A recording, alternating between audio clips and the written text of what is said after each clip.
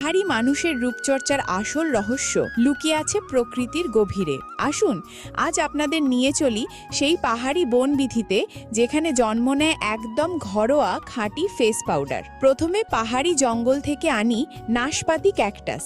এগুলো হুকের মাধ্যমে পাতার পর পাতা সাজিয়ে রাখি। ক্যাকটাস পাতায় মোড়া কাগজে ছোট ছোট কোচিনিয়েল পোকার ডিম রেখে দিই। কিছুদিনের মধ্যেই ডিম থেকে পোকা ফুটে বেরোয়। তারা গাছের রস শোষণ করে বেড়ে ওঠে আর তাদের দেহে জমে এক বিশেষ লাল রঙের রঞ্জক, যা প্রাকৃতিক রূপচর্চায় অপরিহার্য। 1 মাস পর পোকাগুলি বড় হলে সাবধানে একটা কাঠি দিয়ে পাতা থেকে তুলে নিই। তারপর পোকাগুলিকে পাত্রে নিয়ে রোদে শুকিয়ে ফেলি। এবার পাশের পুকুর থেকে কুড়িয়ে আনি বড় বড় শামুকের খোল। এগুলো কাঠের কয়লার সাথে আগুনে পুড়িয়ে শক্ত খোলকে গুঁড়ো করে নিই। তৈরি হয় খাঁটি ক্যালসিয়াম কার্বনেট, ফেস পাউডারের জন্য একান্ত প্রয়োজনীয় উপাদান। এরপর কিছুটা পরিমাণ কর্ন স্টার্চ আর ট্যালকাম পাউডার আলাদা পাত্রে জল মিশিয়ে রেখে দিই। 3 ঘন্টা পর উপরের জল ছেঁকে নিয়ে মূল পদার্থ বের করি।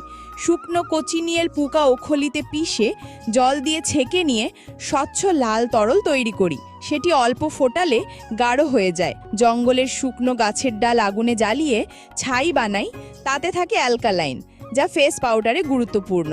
এবার চালের জল দিয়ে ছাইকে ভালো করে মেখে ছোট গোল বল বানিয়ে অগ্নিতে পুড়িয়ে নিই। সকালে সেগুলো তুলে ওখলিতে পিষে নিই এবং চালুনি দিয়ে মিহি গুঁড়ো আলাদা করি। এখন শুরু আসল কাজ।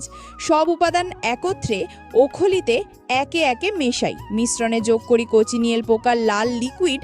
ফুটে ওঠে এক অপূর্ব হালকা গোলাপি আভা। সব শেষে মিহি চালনিতে ছেঁকে চীনামাটির ছোট্ট পাহাড়ি পাত্রে রেখে দিই। এভাবেই তৈরি হয় আমাদের হাতে বানানো সম্পূর্ণ প্রাকৃতিক ও ঐতিহ্যবাহী ফেস পাউডার, যা ত্বককে করে কোমল, উজ্জ্বল আর মোহময় সুন্দর এবং দেয় নজর কাড়া রং, একেবারে পাহাড়ি রূপের ছোঁয়ায়। ভিডিওটি ভালো লাগলে লাইক, কমেন্ট ও সাবস্ক্রাইব করে জুড়ে থাকুন আমাদের পাহাড়ি পরিবারের সঙ্গে।